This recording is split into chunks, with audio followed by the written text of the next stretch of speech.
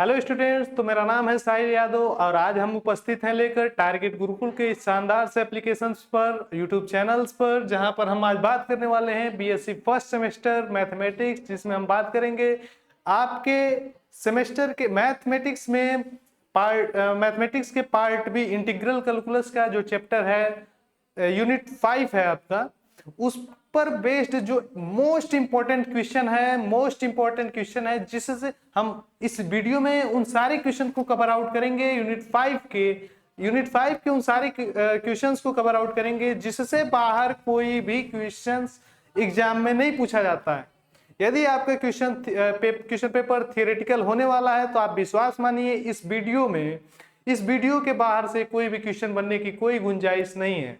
हम लोग वेलकम के स्लाइड से आपका स्वागत करते हैं। नेक्स्ट चीज पर जब हम बढ़ते हैं तो definite integral as limit of sum, जिसकी फार्मूला को हम लोग देखेंगे। यहाँ पर देखेंगे छोटी सी मिस्टेक है। छोटी सी मिस्टेक क्या है कि हमें यहाँ पर ये जो है यहाँ डैश लगा दिया है ना, ये चीजें मिस्टेक है। ये तो फार्मूलाज हैं, फार्मूला से क्या करना साहब, फार्मूला ही तो है जीवन का आधार है। फार्मूला जीवन का आधार कैसे हो गया गुरुदेव?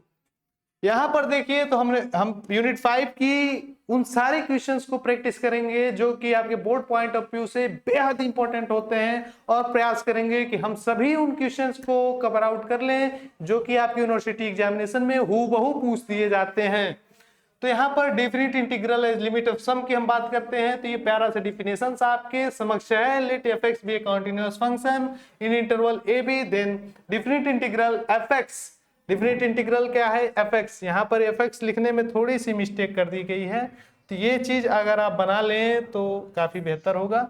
ये देखिए आप, मैंने एफ एक्स को गायब कर दिया। हमारे पास स्मार्ट बोर्ड है, इस बात की भी हमें ध्यान देना चाहिए। एफ एक्स कैसे लिखा जाता है? एफ एंड एक्स, इस प्रकार से। तो एफ एक्स क्लोज इंटरवल ए बी के बीच में डिफाइंड होता है कि A to B F x D X limit N tending to infinite, कई बार एच टेंडिंग टू जीरो भी लिखा रहता है, तो आप इससे कंफ्यूज नहीं होंगे। ये उल्टा यू नहीं, ये जीरो है, जीरो है, zero zero zero zero zero zero zero. इसको हम लोग बताएंगे क्या, कई बार इसी एच टेंडिंग टू जीरो लिखा रहता है। ये जीरो क्यों नहीं सट रहा भाई साहब? ओ तेरी। हाँ, हमारे पास जो इंपॉर्टेंट फार्मूला है वो है integration a to B F x D x, जो कि होता है limit N tending to infinite, या फिर कहें तो एच टेंडिंग टू जीरो, जिसकी फार्मूला हमारे गिवन होती है। एच को हम लोग बाहर लिख देते हैं और फिर फंक्शन के अंदर एपी टाइप का कुछ बना देते हैं, एपी। ये अरिथमेटिक प्रोग्रेशन का फार्मूला होता है। नेक्स्ट हम इसी वीडियो में प्रयास करेंगे कवर आउट कर लें ज्योमेट्रिक प्रोग्रेशन और फिर रीमान इंटीग्रेशन, जहां से इंपॉर्टेंट क्वेश्चंस आपके बनते हैं। तो ये आपका फार्मूला है कि फार्मूला क्या है, एफ एच बाहर निकाल देंगे, f a b, f a plus f a plus h, f a plus 2h, f a plus n minus 1h। मैं आपको बार बार कहता हूं कि देखिए तो यह आपके एक एपी बनता हुआ मिल रहा है, एपी बनता हुआ मिल रहा है। जहां पर डिफरेंस जहां पर आप देखेंगे तो दो टर्म को डिफरेंस करेंगे तो वहां पर सब्सट्रैक्ट करेंगे तो आपके पास एच मिलकर आएगा, यानी कि F a plus H minus F A हाँ, तो एच मिलेगा आपको। ये ऐसा आप क्लास 9-10 में पढ़ लिए होते हैं, यानी कि क्लियरली आपको दिख रहा है कि एपी का फार्मूला बन रहा है। इसलिए हम लोग कहते हैं definite integral as limit of sum का एपी का जो फार्मूला होता है कुछ इस प्रकार से लिखा होता है। साथ ही साथ हम जानते हैं कि वेयर एनएच जो होता है वो बी माइनस ए होता है, और यह क्या होता है? ऑलवेज पॉजिटिव होता है, always ARWAYS positive, always positive. Theoretical वालों बच्चों को तो यह ऑलवेज पॉजिटिव बताने की कोई खास आवश्यकता नहीं है, खास जरूरत नहीं है, पर मैं आपको बता दूं कि जिसका भी examination, university examination multiple choice question यानी कि एमसीक्यू बेस्ड होने वाला है, बेहद इंपॉर्टेंट होने वाला है कि where n h equal to b minus a is always positive. और हमारा वीडियो यहाँ पर चल रहा है, वीडियो हमें देखना पड़ता है कब चल रहा है कब नहीं। यहां पर जब हम इस फार्मूले को आगे पढ़ लेते हैं, definite integral as limit of sum का इंपॉर्टेंट फार्मूले को हम लोग पढ़ लेते हैं, वेरी वेरी इंपॉर्टेंट फार्मूले यानी कि एपी के फार्मूले को पढ़ लेते हैं, तो बात मानिए आपको 5 नंबर के क्वेश्चन यहां से देखने को मिलता है, इस फार्मूले से देखने को मिलता है। इस फार्मूले को पढ़ने भर से हमारी कामयाबी नहीं हो जाती, इसके बाद हमें पढ़ना होता है कुछ, ये एक सेकेंड, यहाँ पर कुछ एरर हुए हैं, ये पीपीटी बनाते समय कुछ एरर है, इसको हम लोग सॉल्व आउट करते हैं। आपके पीपीटी को हमने तकरीबन सारे सॉल्व कर दिया और क्वेश्चन और हमने वीडियो को स्टार्ट कर लिया। तो हमारे पास क्या क्या था, अगर आप देखें तो पीपीटी में हमने क्या बता दिया, फार्मूले बता दिए, फिर हमने बता दिया कि जो इम्पोर्टेंट इस पूरे सीरीज में आपको इम्पोर्टेंट पढ़ने वाला है, कोई भी क्वेश्चन सॉल्व कर रहे होंगे तो ये फार्मूलेज आपको इम्पोर्टेंट पढ़ेंगे, जहां की ये है n-1 टर्म तक का नेचुरल नंबर का सम है। ये देख लीजिएगा पे n-1/2 हो जाता है, यानी स्क्वायर जब 1 square plus 2 square up to n-1 का स्क्वायर करते हैं तो इसका फार्मूला कुछ इस प्रकार n-1 टू n-1/6 होता है। सिमिलर वे में जब हम क्यूब की फार्मूला लिखते हैं तो 1 cube plus 2 cube plus dot dot dot करके हमने n-1 तक के क्यूब का फार्मूला लिखते हैं, तो सेम इसी फार्मूले को हम लोग स्क्वायर करके लिख देते हैं तो हमारा बन जाता है क्या, क्यूब का फार्मूला। सिमिलर वे में हमारे पास जीपी का फार्मूला है, उसके बाद हमारे पास एपी का फार्मूला है। नेक्स्ट टर्म पे बढ़ते हैं तो ये चीज काफी इंपॉर्टेंट होने वाली है आपकी, ये फार्मूले काफी इंपॉर्टेंट है। ये फार्मूले आप देखेंगे साइन ए प्लस एस साइन ए प्लस n-1h, साइन में यानी कि एपी बनता जा रहा है। यहाँ पर देखिए एक बार ए है, ए प्लस एच है, ए प्लस 2h होगा। सिमिलर वे में an का कुछ इस प्रकार दिया है। फार्मूला याद करने की जो ट्रिक है आप कुछ इस प्रकार से समझिएगा कि एक बार साइन लिखिएगा, उसके अंदर साइन ए प्लस, यहाँ पर देखिए इसको आप लोग ऐसे याद कीजिएगा कि हम लोग पहले साइन लिखेंगे, फिर हम लोग एन टर्म का सम लिखेंगे, एपी के एन टर्म, तो हमारे पास क्या निकल कर आता है, ए first term n-1 n-1 h, और ध्यान देंगे n-1 के नीचे 2 लगा देंगे, फिर साइन nh/2 कर देंगे और होल डिवाइड में साइन h/2 कर देंगे। ये हमारा याद करने का छोटा सा ट्रिक होता है, जहां पर हमने क्या बताया, साइन के अंदर एपी का फार्मूला लिखेंगे, n-1 के नीचे 2 लगा देंगे, फिर साइन nh/2 डिवाइड में साइन h/2 कर लेंगे। और यदि आपने साइन के फार्मूले को याद कर लिया तो आपके समक्ष हम बता रहे हैं कि कॉस का जो फार्मूला होता है वो काफी इजी हो जाता है, काफी हद तक आसान हो जाता है। सिर्फ और सिर्फ हमें क्या करना होता है, इस साइन की जगह यहाँ पर कॉस की वैल्यू पुट करनी होती है, बाकी पूरा फार्मूला हमारे पास साइन वाला ही रहता है। तो देखिए अगर आप, तो हमने क्या किया, cos A plus H cos A plus n-1h को हमने इक्वल किया है, जहां साइन की वैल्यू को हमने चेंज किया है कॉस से, और फिर जो फार्मूला है हमारा डायरेक्ट उसे लिख दिया है। नेक्स्ट आई थिंक आपको ये सारे फार्मूले याद होंगे। इस पूरे डिफरेंट इंटीग्रल लिमिट ऑफ सम में जो पूरा 5वां यूनिट है आपका, वो पूरा हम लोग कवर करने वाले हैं। इस 1 या 2 वीडियो में हम लोग कवर कर लेंगे, जहां पर आपको यह जानने को मिल जाएगा कि फार्मूले होंगे और क्वेश्चन प्रैक्टिस होंगे, यानी कि उससे बाहर, इस वीडियो से बाहर तो आपको कुछ आने वाला नहीं है भाई आपके एग्जामिनेशन में। इतनी एनर्जी के साथ हम आपको पढ़ाते हैं कि कुछ भी इंपॉर्टेंट मिस ना हो जाए। जब हम चलते हैं आगे तो आपको एक बात और बता दें कि जो आपको एप्लीकेशन पर बैच रन आउट हो रहे हैं, जहां पर, या आप देख सकते हैं कि बीएससी फर्स्ट सेमेस्टर के लिए बैच है, बैच का नाम है सारथी बैच में। यहाँ पर आप हमारा फोटो को नहीं देख पा रहे होंगे, लेकिन आप जानिए कि एप्लीकेशन पर मैं भी पढ़ा रहा हूँ, जो कि इंटीग्रल कैलकुलस पढ़ा रहा हूँ। ये मैडम आपको पढ़ा रही है डिफरेंशियल कैलकुलस। ध्यान दीजिए, यदि आप बैच पर सब्सक्रिप्शन को खरीदते हैं, सारथी नामक बैच को खरीदते हैं, तो आपको मिलता है physics, chemistry, zoology, botany and mathematics. साथ ही साथ आपको मिलता है class notes and practice questions आपके जो प्रीवियस ईयर के हर यूनिवर्सिटीज के, जैसा कि आप जानते हैं हम लोग बहुत सारी यूनिवर्सिटियां कवर करती हैं, आपके भी यूनिवर्सिटी हम लोग कवर करते हैं। तो यूनिवर्सिटी वाइज हम लोग क्वेश्चन पेपर को सेट करते हैं, क्वेश्चन पेपर का सॉल्यूशन प्रोवाइड कराते हैं। साथ ही साथ हम आपको थियोरेटिकल बेस्ड भी पढ़ाते हैं, और जिन बच्चों का एमसीक्यू बेस्ड एग्जामिनेशन होने वाला है, हम एमसीक्यू बेस्ड भी पढ़ाते हैं। इसके साथ हम पर्सनल मेंटरशिप देते हैं, यानी कि 1 by 1 मेंटरशिप हम आपको देते हैं। इस वीडियो के डिस्क्रिप्शन में हम आपको व्हाट्सएप लिंक दे दिए हैं, जिससे आप व्हाट्सएप पर कम से कम ऐड हो जाएं और सारी हमारी इंफॉर्मेशन को आप तक बेहद ही अच्छे तरीके से मिले।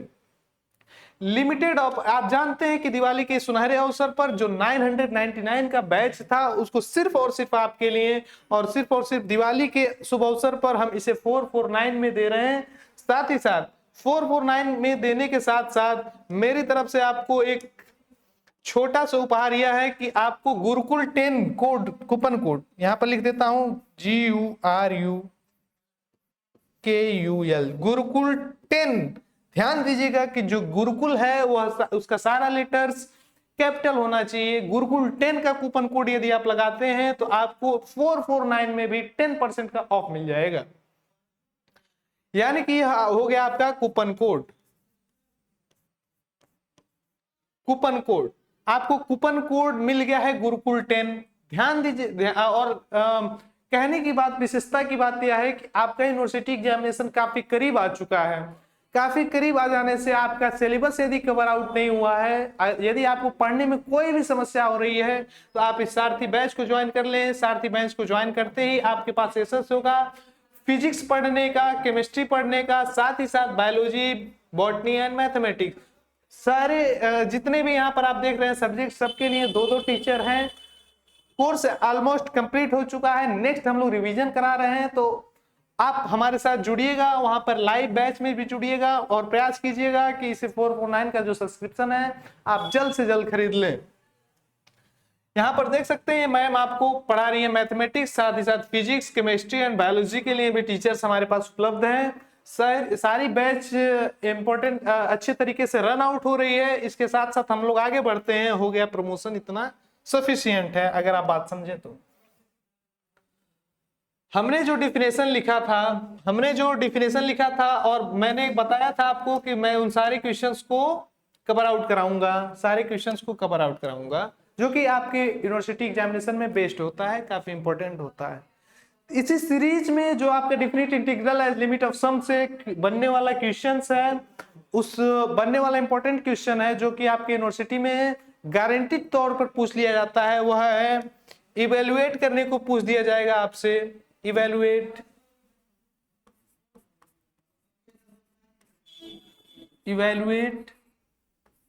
आपको दे देगा a to b e to the power x dx। आपको कह देगा by limit of sum, by using different integral, by using limit of sum, by using different integral as limit of sum, different integral as limit of sum. दिया है हमारा integration a to b e to the power x dx को आप different integral as limit of sum से इसे solve out करें, जो कि काफी इंपॉर्टेंट होने वाला है। और इसको हम लोग सॉल्व आउट करते हैं। सॉल्व आउट करने से पहले हम लोग फार्मूले को नोट डाउन करते हैं, जो कि हमारे पास क्या निकल कर आता है। हमारे पास दिया रहता है a to b fx dx equal क्या होता है, limit n tending to infinite या फिर h टेंडिंग टू 0, कुछ भी कर सकते हैं आप।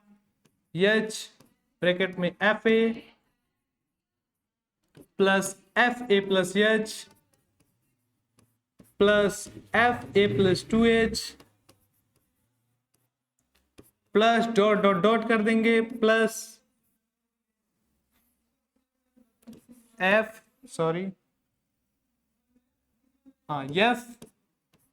a plus n minus 1 h। हमने आपके समक्ष इस फार्मूले को नोट डाउन कर दिया है, जहां पर हमने बताया है कि ये हमारा फार्मूला होता है। और हम इसके सॉल्व करने के बाद हम लोग लिखते हैं यहाँ पर गिवन क्या क्या है। हमें गिवन जो हमारे पास गिवन वैल्यू है, गिवन वैल्यू हमारे पास है गिवन क्या क्या है। गिवन हमारे पास है fx इक्वल टू हमारे पास क्या दिया है e to the power x।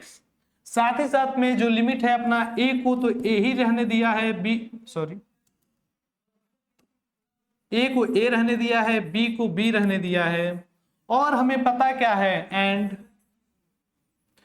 N H जो होता है वो हमें पता है कि बी माइनस ए होता है, बी माइनस ए होता है, जो कि एक पॉजिटिव क्वांटिटी होती है, पॉजिटिव क्वांटिटी होती है, ऑलवेज पॉजिटिव। यानी कि आपको गिवन क्या है, एफ की value e to the power x दिया है, लिमिट हमारा ए है, बी है, एन एच की वैल्यू हमें पता है कि बी माइनस ए होती है। अब हम लोग ये क्वेश्चन को सॉल्व आउट करते हैं, फार्मूले में पुट करते हैं, तो क्या निकल कर आता है। यहां से देखिएगा integration a to b e to the power x dx होगा क्या। ये कलर आई थिंक आपको दिख रही होगी, हाँ लैपटॉप में मैंने देख लिया, आपको कलर दिख रही है। e to the power x, ध्यान दीजिएगा यहां पर लगाएंगे लिमिट, फार्मूले में बेसिक नीड है n tending to infinite, h लिख देंगे और ब्रैकेट लगा देंगे। यहां पर देखिए जब fx की बात की है तो यहाँ fa लेना पड़ा है, ठीक है, सॉरी हमें यहाँ पर fa की नीड है ना, यहाँ पर fx हमें गिवन है e to the power x, तो fa क्या होगा, जहां x की जगह a रखेंगे तो e to the power a हो जाएगा। गिवन है हमारे पास fx equal to the e to the power x, हमें चाहिए fa, तो fa क्या होगा, x को हम a से रिप्लेस करेंगे तो e to the power a हो जाएगा। आई थिंक आपको इतनी बातें क्लियर हो रही होंगी, क्लियर हो रही हैं तो कमेंट सेक्शन में आप क्लियर लिखकर बताइएगा। प्लस में हम लगाएंगे, चूंकि यहाँ साइन प्लस है तो प्लस लगाएंगे। ध्यान दीजिएगा fx की value e to the power x है, तो f a प्लस एच की वैल्यू, यानी कि x की जगह a प्लस एच रखेंगे तो e to the power x की जगह a प्लस एच हो जाएगा। तो यहां पर देखेंगे हम लोग e to the power a plus h. Similar way में जब हम आगे प्रोसीड करते हैं तो fx की value e to the power x है, तो f a to the power f a plus 2h की वैल्यू, यानी कि x की जगह a प्लस 2h करेंगे तो यहाँ पर e के पावर में x जहां है वहां भी सब्स्टिट्यूट करना पड़ेगा a प्लस 2h, तो यहां लिखेंगे e to the power a plus 2h। ऐसा ही हम एंड सो ऑन करेंगे और फिर लास्ट में हमारे पास क्या लिख के आता है, f की जगह f a plus n minus 1h, यानी कि x की जगह a plus n minus 1h करेंगे तो यहाँ पर e to the power x जो है वहां x की वैल्यू हमारे पास ये चीज रखकर आ जाएगी, जो कि होती है e a plus n minus 1h। I think आपको इतनी बातें क्लियर हो रही होंगी। हमने क्या किया है, हमने fa निकाला है, fa प्लस h निकाला है, fa प्लस 2h निकाला है, साथ ही साथ हमने a plus n minus 1h को भी निकाला है। हमारे साथ कुछ इस प्रकार से वैल्यू निकल कर आई है। मैं समझ रहा हूं कि आप समझ रहे होंगे, मैं यह मान के चल रहा हूं आपको समझ में आ रहा होगा। यदि कुछ भी आपको समझ में नहीं आता है तो आपके पास तो एक अवसर है कि आप कमेंट में जरूर पूछ लें। अब देखिए अगर आप तो क्या इसे तोड़कर क्या लिख सकते हैं, इसे लिख सकते हैं आप e to the power a प्लस, यहां पर देखिए क्या आप इसे e to the power a e to the power h नहीं लिख सकते क्या, सॉरी डॉट लगाकर। फिर आप इस टर्म को देखें अगर तो क्या आप e to the power a e to the power 2h नहीं लिख सकते हैं क्या। फिर dot dot dot dot dot करके हम लोग चले आते हैं e to the power a dot e to the power n minus 1h। I think आपको इतनी बातें क्लियर हो रही होंगी। हमने किया क्या है, हमने e to the power a प्लस e to the power h है तो हमने उसे तोड़ कर लिख लिया है, क्योंकि हमें e to the power a को बाहर निकालना होता है। आई थिंक आपको इतनी बातें क्लियर हो रही होंगी। नहीं क्लियर हो रही हैं तो आप कमेंट में जरूर बताइएगा, आप हमें अपना राय जरूर दीजिएगा कि अब कैसे समझाया जाए। एक तरीका और है इसे समझने की, तो अगर बेस सेम होता है तो पावर ऐड हो जाता है।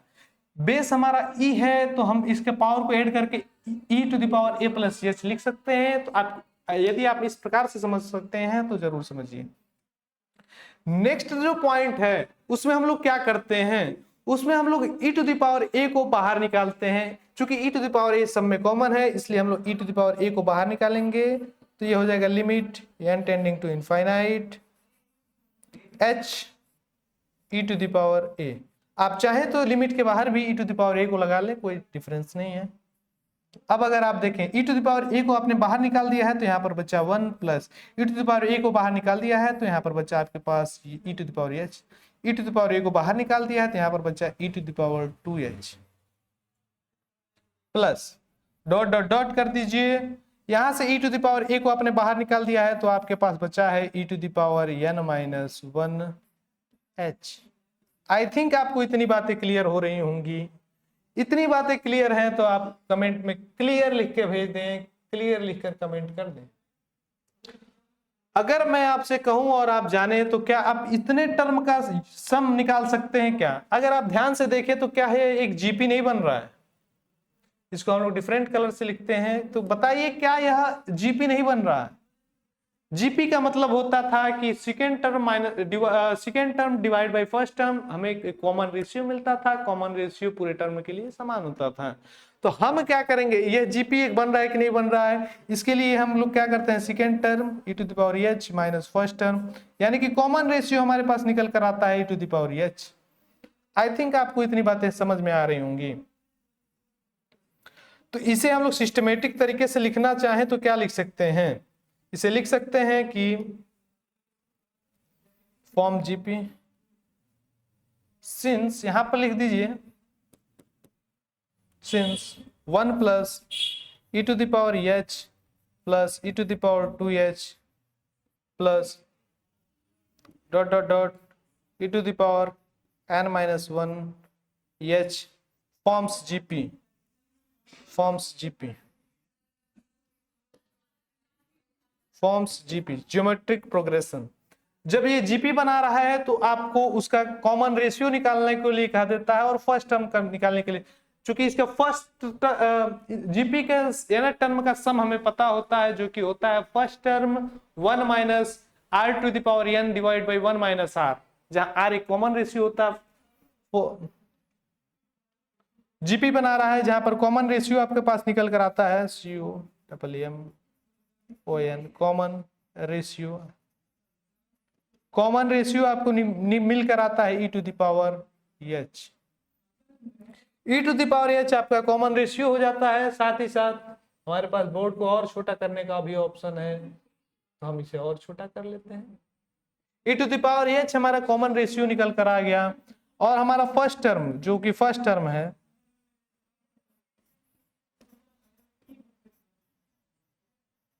फर्स्ट टर्म है हमारा 1 हो गया, जो कि a से डिनोट किया जाता है फार्मूले के अंदर। हम क्या देखें कि हमारे पास जो ये सीरीज बनकर आ रही है 1 plus e to the power h plus e to the power 2h एक जीपी फॉर्म कर रहा है, जिसका common ratio e to the power h है, जिसे हम लोग क्या r से डिनोट करते हैं ना, r से, स्मॉल r से डिनोट करते हैं। फर्स्ट टर्म हमारे पास 1 है, जिसे आप a से डिनोट करते हैं फॉर्मूले के अंदर। हम क्या जानते हैं कि जो जीपी का फार्मूला है उसमें सम क्या निकल कर आता है, जीपी में सम क्या निकल कर आता है, a 1 minus r to the power n divide by 1 minus r, जहां पर ए फर्स्ट टर्म होता है, r कॉमन रेशियो होता है, तो यहां से हमें क्या मिलकर आता है, दिस इंप्लाइज हमें a तो निकल कर आ गया है 1 ब्रैकेट के अंदर 1 माइनस आर, हमारे पास आर हमें निकल कर आया है e to the power h, e to the power h divide में 1 माइनस आर, 1 माइनस आर हमारे पास दिया है e to the power h। I think कि आपको इतनी बातें क्लियर आउट हो रही होंगी, आई थिंक आपको इतनी बातें क्लियर आउट हो रही होंगी। हमें यहाँ पर एक चीज मिसकंसेप्ट छोड़ा है कि हमें, हाँ, दिस इंप्लाइज फर्स्ट टर्म हमारे पास 1 है, फिर फर्स्ट टर्म हमारे पास 1 है, 1 माइनस आर हमें गिवन है e to the power h और के पावर में n, और इसके डिवाइड में हमें 1 minus e to the power h करना होगा। आई थिंक आपको ये क्लियरली स्पष्ट हो रहा है, क्लियरली स्पष्ट हो रहा है। यानी कि आप इतने टर्म को, इस जीपी को इस फॉर्म में लिख सकते हैं। कहने का मतलब यह है कि आप इस जीपी के सम को 1 minus e to the power nh by 1 minus h के फॉर्म में लिख सकते हैं। हम एक स्लाइड लेते हैं, यहां पर हमें गिवन क्या था, limit n tending to infinite h e to the power a, फिर हमें मिल क्या रहा था, मिल रहा था 1 minus e to the power N H divide by 1 minus E to the power A. अगर आपको नहीं दिख रहा है तो हम क्या करते हैं, इरेज करके फिर से एक बार साफ साफ लिख लेते हैं, आपका एक बहुत बड़ा समस्या हल हो जाएगा। 1 माइनस आर हमारे पास दिया था e to the power h, और इसके पावर में एन लग जाता है, divide by 1 minus E to the power h. I think हमने सही लिखा है, दिस इम्प्लाइज। फिर यहाँ से हमें क्या निकल कर आएगा, हम एक बार देख लेते हैं क्या हमने सही लिखा है। हमने H E to the power E, H E to the power E, ठीक है। फिर इस ये पूरे जीपी का सम हमें पता है कि 1 minus E to the power N h, 1 minus h to the power n by divide में 1 minus E to the power h. आप कहेंगे, अगर आपके मन मस्तिष्क में सर सवाल होगा कि ये फार्मूला हम यूज करते थे कि जब आर जो होता था वो लेस देन 1 होता था। मैं आपसे बार बार ये कहता हूं कि अब 1 जहां पर हमें कुछ क्लियर नहीं हो रही, ये कॉमन रेशियो, ये क्या हो सकता है, 1 से छोटा भी हो सकता है, 1 से बड़ा भी हो सकता है। ई टू द पावर एच 1 से छोटा भी हो सकता है, चूंकि ई क्या होता है, 2 और 3 के बीच की कोई वैल्यू होती है, 2.7 पॉइंट कुछ करके समथिंग वैल्यू होती है, उसके पावर में एच आपने लगाया है। तो एच जब आपने पावर में लगाया है तो प्लस लेंगे तो पॉजिटिव वैल्यू आएगी, नहीं माइनस लेंगे तो कुछ कम वैल्यू आएगी। यानी कि यह स्पष्ट नहीं है कि आप ई टू द पावर एच है वह 1 से बड़ा होगी या फिर 1 से छोटा होगी। इस केस में हम क्या करते हैं कि हम ई टू द पावर एच को लेस देन 1 मान के सॉल्व करते हैं। अब आप कहेंगे सर लेस देन 1 मानकर क्यों सॉल्व करते हैं, तो मैं आपसे बता दूं कि अगर आप ई टू द पावर एच को ग्रेटर देन 1 करके भी सॉल्व करेंगे तो आंसर सेम आएगा। हालांकि प्रीफर किया जाता है लेस देन 1 करके सॉल्व करने को ही, आंसर बाकी सेम आता है। आप चाहे तो ग्रेटर देन 1 करके सॉल्व कर सकते हैं। अब हमने आपसे कहा क्या था कि जहां NH बन रहा है वहां B माइनस ए बनाना होता था, तो हम इस लिमिट को, limit n tending to infinite को h जहां h रहने दीजिए, e to the power a 1 minus E to the power N H divide by 1 minus E to the power h. हमने इतना बना लिया है। इसके बाद हमने NH को B माइनस ए पुट करना होता है। यहां पर अगर आप देखें तो NH को B माइनस ए से रिप्लेस करिए तो हमारे पास क्या निकल कर आएगा, limit h tending to 0 h। एक काम करते हैं, e to the power a को आप आगे ही कर लेते हैं, e to the power a, sorry यहाँ पर देखिए आप, this implies e to the power a, क्योंकि e to the power a constant है, इसमें लिमिट थोड़ी पुट करेंगे, लिमिट सिर्फ हमें h पर पुट करना है। h टेंडिंग टू 0, यहाँ पर बचा h, फिर 1 minus E to the power b minus a divide by 1 minus E to the power h। हमारे पास ये टर्म है। फिर हम ध्यान देंगे तो यह b माइनस ए जो टर्म है वह भी एज ए कांस्टेंट, यानी कि ये टर्म में h तो है नहीं, h है नहीं, तो हम limit h tending to, sorry h tending to 0 आप लिखिए, आप यहाँ पर जो है h टेंडिंग टू 0 लिखिए, h टेंडिंग टू 0, यहाँ पर जो है आप h टेंडिंग टू 0, आप n टेंडिंग टू इनफाइनाइट भी रख सकते हैं, लेकिन आप हम h टेंडिंग टू 0 वाले प्रोसीजर से फॉलो अप कर रहे हैं, तो ध्यान दीजिएगा एक बार।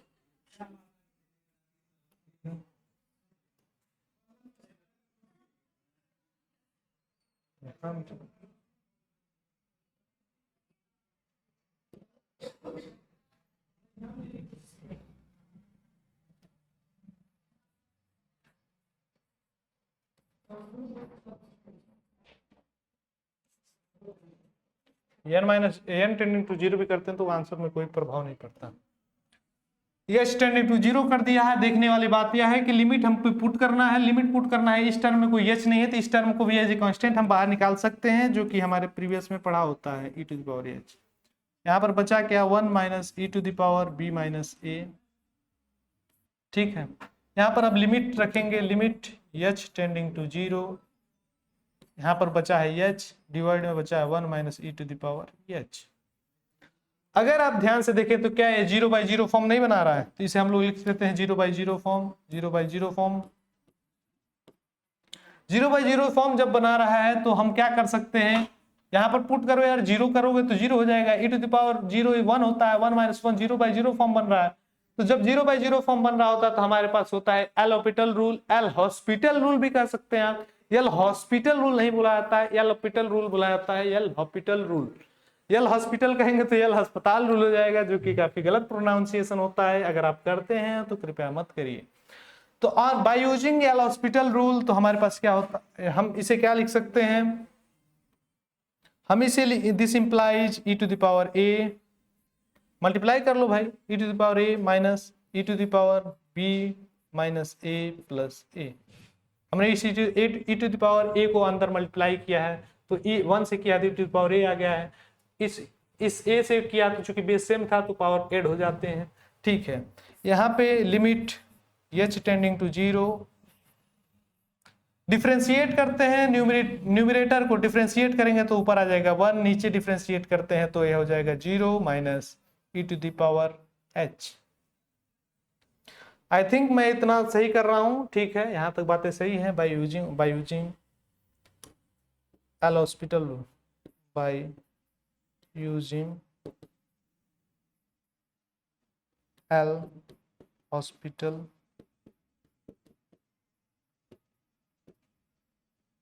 Since by using L hospital rule, तो इसका यूज हमने किया है। अब अगर आप देखें तो h की वैल्यू अगर आप 0 पुट कर दें, h की वैल्यू अगर आप 0 पुट कर दें तो इस सारी की वैल्यू हो जाएगी -1। तो यहां से आप क्या लिख सकते हैं, क्योंकि हमारे पास बोर्ड को छोटा करने का ऑप्शन भी है, पर हम छोटा क्यों करें भाई, हम तो एक नई स्लाइड ले सकते हैं, हमारे पास ऑप्शन है नई स्लाइड। यानी कि हमें निकल कर आया e to the power a minus यहाँ पर क्या बचेगा, इस a से ये a कैंसिल आउट हो जाएगा तो हमारे पास बचेगा e to the power b minus e to the power b। साथ ही में हमारे पास यहाँ क्या बच के आएगा, यहाँ पर अगर आप देखें तो यहाँ पर जब h को 0 पुट करेंगे तो यह क्या e टू द पावर 0 1 होता है तो -1, यानी कि आपके पास बच क्या आएगा 1/-1। लिमिट को हमने 0 पुट कर दिया, यानी कि इस माइनस को हम लोग आगे लिख सकते हैं, यानी कि ये चीज हो सकता है minus e to the power a minus e to the power b। जहां तक हमें पता है हम लोग एकदम राइट प्रोसीजर पर हैं, यह हो सकता है आपका e to the power b minus e to the power a। यही आपको प्रूफ करना था, आपको इवेल्युएट करना था as a definite integral by definite integral as using limit of sum. हमारा वीडियो चलकर हो चुका है तकरीबन 32 मिनट का, हम लोग एक बार और रिव्यू कर लेते हैं कि ये कैसे हमने सॉल्व आउट किया। ये क्वेश्चन था by using definite integral as limit of sum से हमें इवेल्युएट करना था। हमने डायरेक्ट फार्मूले को लिखा है, हमने फार्मूले में फंक्शंस की वैल्यू पुटअप की है, पुट करने के बाद हमें एक जीपी मिला है, जीपी के n टर्म का सम हमने फाइंड आउट किया है। जहां पर जो सम होता है जीपी के n टर्म का वो हमें पता था कि a 1 minus r to the power n by 1 minus r। हमने ये भी बताया आपको कि जब आपको कॉमन रेशियो पता ना चल पा रहा हो कि लेस देन है ग्रेटर देन है तो आप मान कर चलिए कि वह लेस देन 1 है। लेस देन 1 को मानकर हमने प्रूफ किया है और उसे आगे प्रोसीड किया है। तो इसी बीच में हमने पुट किया, जहां NH बन सकता था वहां हमने NH को बनाया है। NH बनने के बाद हमने NH को B माइनस ए, सिंस यहां पर लिख दीजिए,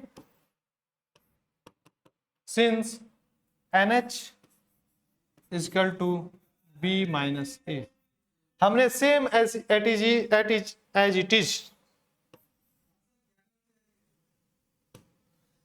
इज हमने NH की वैल्यू को B माइनस ए रखा है, पुट किया है, आगे प्रोसीड किया है। प्रोसीड करने के बाद हमें जो H जहां पर नहीं मिलता था वो जैसे एज ए कांस्टेंट ट्रीट किया है, और जिस टर्म में H था उसे हमने लिमिट के अंदर रखा है। और फिर हमने लिमिट को जब 0 पुट करके देखा है तो वहां पर हमें 0/0 फॉर्म बनता हुआ दिखा है, 0/01 फॉर्म बनता हुआ जब दिखता है लिमिट के अंदर तो हमें पता है कि हमें एल हॉस्पिटल रूल यूज करते हैं।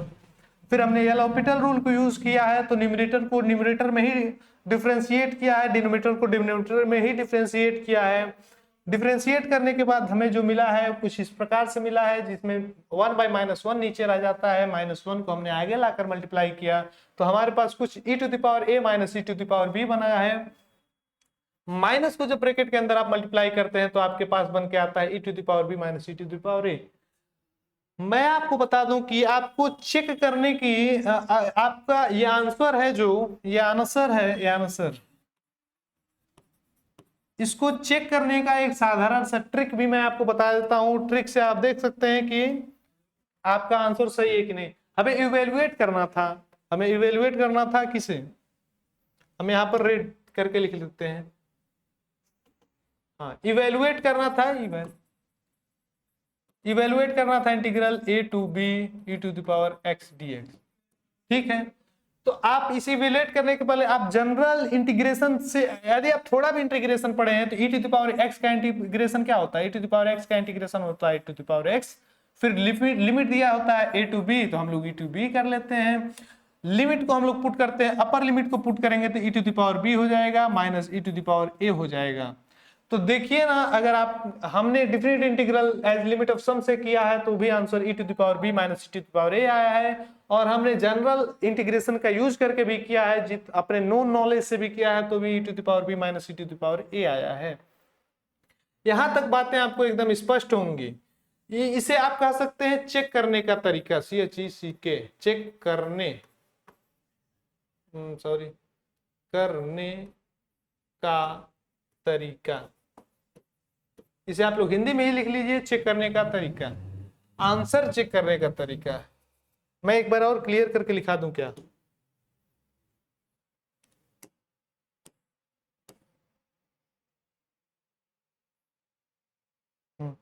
यहाँ पर मैं इरेजर लिख के मिटा देता हूँ। एक बार मिटा क्या देते हो सर, इरेज कर देते हो। हम लोग CBSE बोर्ड से पढ़ कर आए हैं और आप कहते हो मिटा देते हैं, गंदी बात सर। हम लोग लिखेंगे यहाँ पर, क्या लिखेंगे ब्रो, आप बताइए क्या लिखेंगे? हम लिखेंगे पिंक कलर लेते हैं, पिंक, गुलाबी आंखें जो तेरी देखी दीवाना ये तू हो गया। चेक करने का तरीका, चेक करने का तरीका, आंसर चेक करने का तरीका। आंसर एग्जामिनेशन में आप कैसे चेक कर लेंगे? आपका एग्जामिनर तो चेक करेगा ही चेक करेगा, लेकिन चेक करने का एक तरीका भी आप जान जाइए। आपके पास दिया था a to b integration fx, sorry e to the power x given था, हम क्यों fx लेंगे bro, e to the power x dx, जिसे आप कह सकते हैं इसका integration, e to the power x का इंटीग्रेशन होता है e to the power x। आपको पता है लिमिट हम लोग लगा देते हैं, lower limit and upper limit. फिर हमें पता है कि क्या होता है, लोअर लिमिट को पुट करते हैं, e to the power b को पुट करते हैं minus e to the power lower limit को पुट करते हैं, यही हमारा आंसर बन जाता है। अगर आप देखें तो क्या इस आंसर और इस आंसर में सिमिलरिटी है? ऑब्वियसली सिमिलर होता है, यानी कि different integral as limit of sum करने के लिए कह दिया जाए तो आपको पूरा फार्मूला से हमने लिखना होगा और फिर प्रूव करना होगा। ये क्वेश्चन काफी इंपॉर्टेंट था, ये क्वेश्चन तो काफी इंपॉर्टेंट था, आपने किया और हमने तकरीबन इसे आधे घंटे में किया है, सॉरी, हाँ ठीक है। ये चीजें आप पढ़िए। नेक्स्ट स्लाइड में हम लोग बात करने वाले हैं नेक्स्ट इंपॉर्टेंट क्वेश्चन के बारे में। नेक्स्ट जो हमारा सेक्शन होने वाला है उसमें हम लोग एक और पॉइंट ले लेते हैं, और यह चीज होता है समेशन ऑफ सीरीज के ऊपर। तो हम लोग लिखते हैं और वीडियो हमारे देख लेते हैं चल रहा है कि नहीं चल रहा है। वीडियो एकदम चल रहा है, 38 मिनट की वीडियो हो गई है, हमें ये भी पता है। आप 38 मिनट तक देख रहे हैं, हमें ये भी पता है। यहाँ पर लिख सकते हैं हम लोग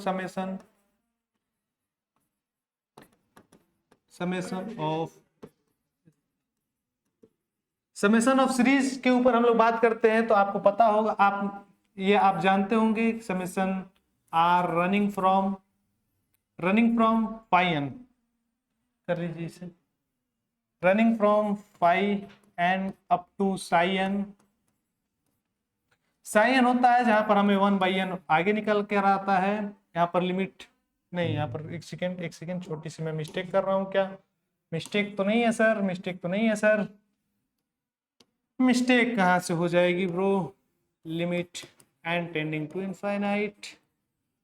आई थिंक मैं क्लियर हूँ, और इसे लिख देंगे एफ आर बाई एन। इसे हम लोग लिख सकते हैं summation a to b integration f x t x. I think आप इस फॉर्मूले से परिचित होंगे। हमने क्या किया है, लिमिट को रखा है infinite 1/n function f r by n f x t x, जो कि आप यहाँ पर आप देख सकते हैं। और यहाँ पर ए बी, ये जो है आपका अपर लिमिट है, अब लोअर लिमिट ये है आपका अपर लिमिट। यहां तक आपको बातें क्लियर हो चुकी हैं। और हम बात करते हैं लोअर एंड अपर लिमिट निकालने के फार्मूले को, एंड लोअर लिमिट निकालने के फार्मूले को। लोअर एंड अपर लिमिट निकालने का फार्मूला होता है, वो होता है कि limit n tending to infinite, limit n tending to infinite, lower limit हम निकालते हैं ना, तो यहां पर पहले कर दीजिए लोअर लिमिट के लिए limit n tending to infinite आप क्या करते हैं कि डिवाइड बाई n करते हैं, जहां से समेशन स्टार्ट होता है यानी कि फाई n, यह आपको निकल कर आता है a। अपर लिमिट निकालने की जो फार्मूला होती है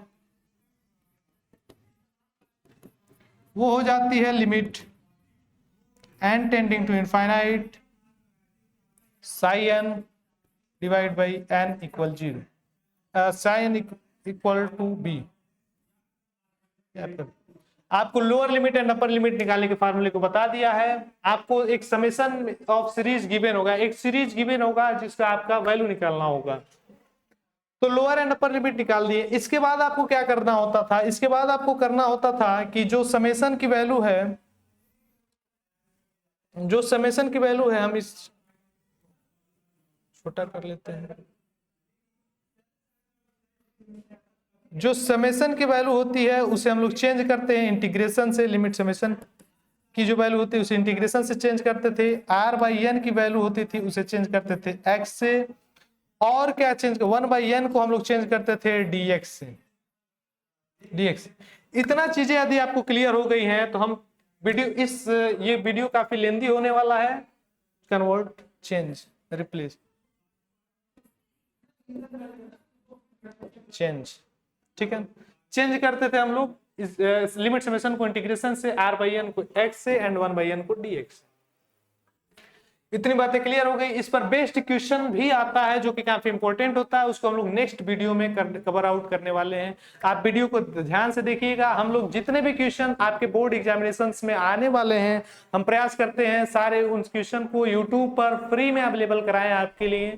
तो इस क्वेश्चन इस पर बेस्ड क्वेश्चन जो समेशन ऑफ सीरीज है, इस पर बेस्ड क्वेश्चन हम नेक्स्ट वीडियो में करने वाले हैं। आप वीडियो में बने रहिएगा। आप हमारे चैनल पर यदि नए हो तो चैनल को सब्सक्राइब कीजिएगा, कमेंट कीजिएगा कि आगे आपको किस प्रकार के वीडियो को चाहिए, वीडियो को लाइक कीजिएगा और हमें अपना प्यार दीजिएगा। थैंक यू इतने के लिए। अब नेक्स्ट वीडियो में हम लोग समेशन ऑफ सीरीज से बात करेंगे। समय बचेगा तो रिमान इंटीग्रेशन पर इंपॉर्टेंट जो थ्योरम है उसको कवर आउट करेंगे। Thank you.